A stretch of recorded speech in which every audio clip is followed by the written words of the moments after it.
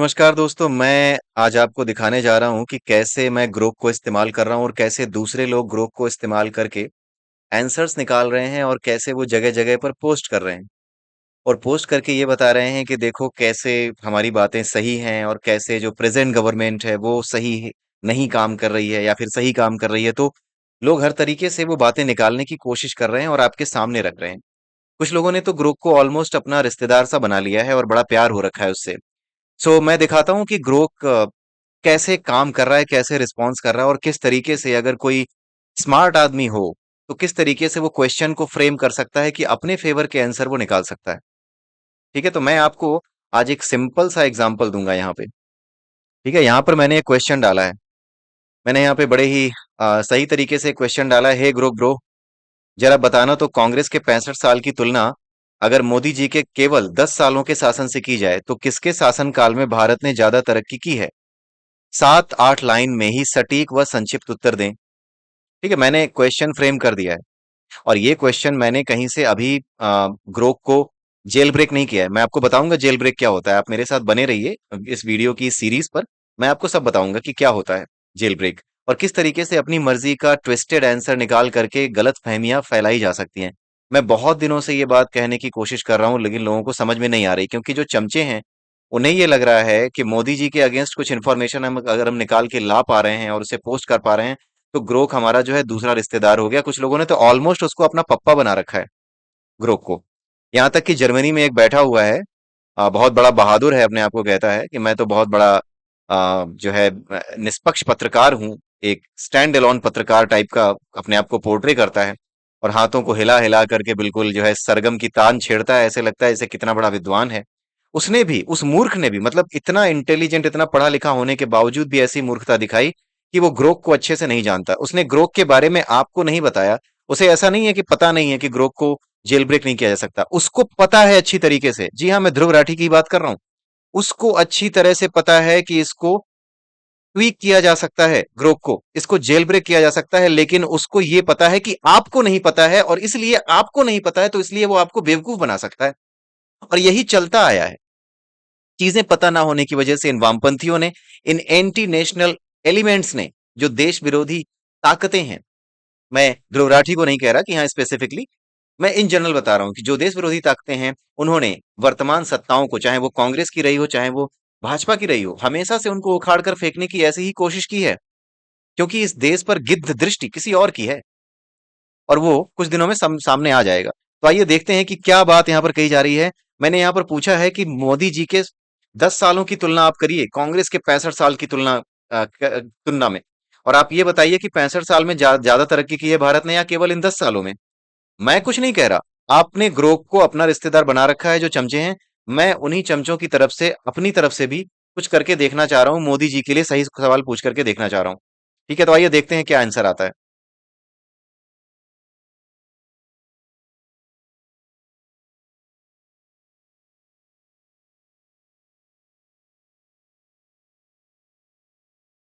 ठीक है, अब आप यहाँ पे ध्यान से पढ़िए।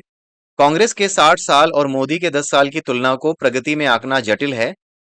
ठीक है, कांग्रेस ने आजादी के बाद बुनियाद रखी, औसत जीडीपी वृद्धि 3 से 4% रही, लेकिन भ्रष्टाचार और धीमी गति आलोचना के विषय रहे। मोदी के 10 साल में जीडीपी वृद्धि 7 से 8% तक पहुंची। मतलब 65 साल तक ये केवल और केवल 3 से 4% रही औसत। लेकिन केवल मोदी के 10 साल में ये 7 से 8% तक पहुंच गई है। इंफ्रास्ट्रक्चर, डिजिटल इंडिया और एफडीआई में तेजी आई है। कांग्रेस के समय गरीबी उन्मूलन और सामाजिक योजनाएं मजबूत थीं, पर मोदी ने मेक इन इंडिया और स्वच्छ भारत जैसे कदमों से गति दी। आंकड़े बताते हैं कि प्रति वर्ष प्रगति के लिहाज से मोदी का कार्यकाल आगे रहा, पर बेरोजगारी और असमानता जैसी चुनौतियां बनी रहीं। ये बिल्कुल निष्पक्ष जवाब दे रहा है। कुल मिलाकर संख्यात्मक विकास में मोदी का दशक भारी पड़ता है। यानी 10 साल मोदी की तुलना अगर आप करें कांग्रेस के 65 सालों से, तो वो 60 सालों पर भारी पड़ता है। कांग्रेस के मुबारक हो चमचों, मैंने भी ग्रोक का ही इस्तेमाल किया है, अब जाके सिर पीटो कहीं।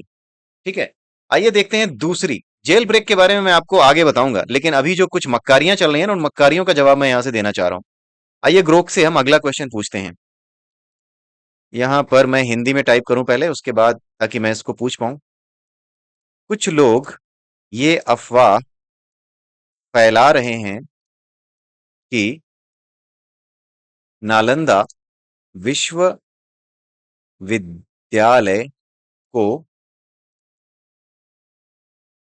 ब्राह्मणों ने जलाया। इसके पीछे क्या मक्कारी हो सकती है? आपका आप क्या इसे सच मानते हैं?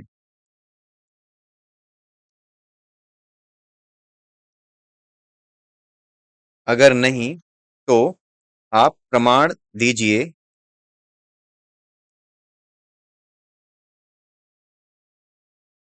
कि कहां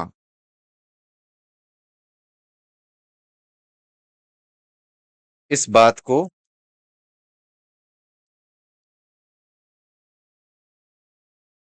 बताया गया है।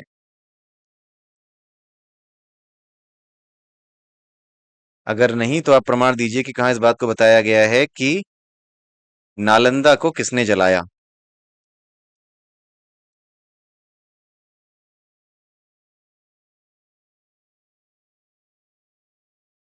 7-8 लाइन में सटीक और संक्षिप्त उत्तर दें।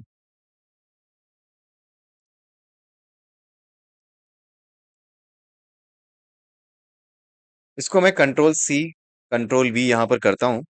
अगला क्वेश्चन यहां पर मैंने पूछ लिया। कुछ लोग ये अफवाह फैला रहे हैं कि नालंदा विश्वविद्यालय को ब्राह्मणों ने जलाया। इसके पीछे क्या मक्कारी हो सकती है? क्या आप इसे सच मानते हैं? अगर नहीं तो आप प्रमाण दीजिए कि कहां इस बात को बताया गया है कि नालंदा को किसने जलाया। आइए देखते हैं क्या आता है।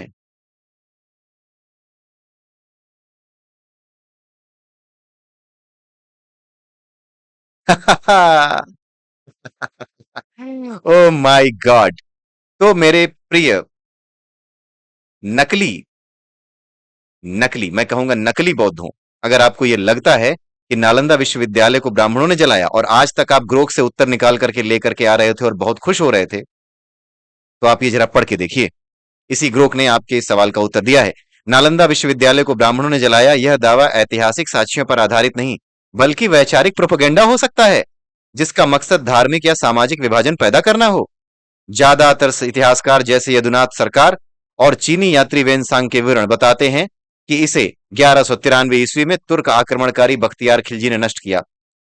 तबकाते नासिरी में भी इसका जिक्र है कि खिलजी ने नालंदा को आग लगाई जो 3 महीने तक जलती रही। कुछ विवाद हैं, पर मुख्य प्रमाण खिलजी की ओर इशारा करते हैं। यह अफवाह सच नहीं बल्कि इतिहास को तोड़ मरोड़ कर पेश करने की कोशिश लगती है। सुधर जाओ मक्कारों, सुधर जाओ, सुधर जाओ। आइए आगे देखते हैं। अगला क्वेश्चन भी देख लेते हैं, एक क्वेश्चन और देखते हैं। अगला क्वेश्चन कुछ यूं है,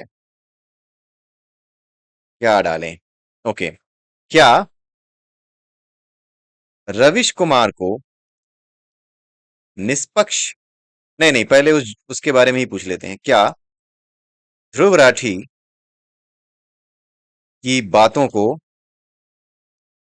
अंधों की तरह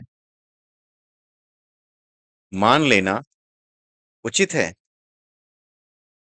क्या वह निष्पक्ष है?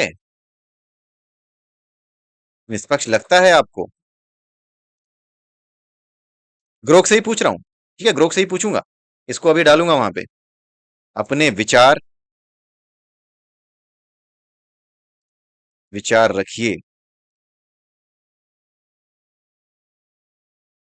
7 या 8 लाइन में सटीक और संक्षिप्त उत्तर दें।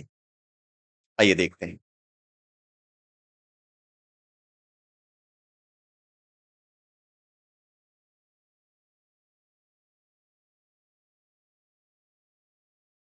हाँ,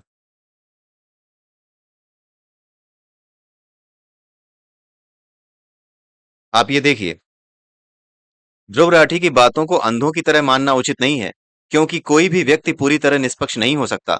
वह अपने वीडियो में तथ्यों का इस्तेमाल करता है, पर चयन और प्रस्तुति में उसकी वैचारिक झुकाव, खासकर वामपंथी और सरकार विरोधी दिखती है। इतिहास और राजनीति जैसे जटिल विषयों पर उसकी व्याख्या एक तरफा हो सकती है।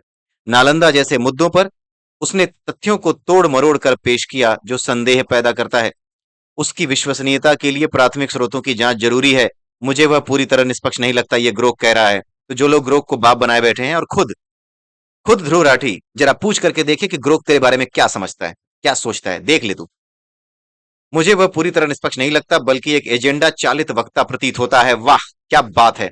फिर भी उसकी बातों में कुछ सच हो सकता है, पर आलोचनात्मक नजरिया रखना जरूरी है। बिल्कुल सही, इसने अंत में बिल्कुल सही आंसर दिया है ग्रोक ने। इसने बिल्कुल नपातुला आंसर दिया है कि आपको आलोचनात्मक नजरिया रखना जरूरी है, लेकिन कुछ बातें उसकी सच भी हो सकती हैं, लेकिन सारी बातें सच नहीं हो सकती। जो अंधों की तरह उठा करके आप पटक देते हो चारों तरफ, वो सच नहीं हो सकता। तो ये 3 प्रश्न मुझे ऐसा लगता है कि काफी रहेंगे आज के लिए, काफी अच्छी खुराक मिल गई है चमचों को। तो इसी के साथ मैं यहाँ पर ये वीडियो रोकता हूँ, अगली वीडियो में फिर मिलते हैं।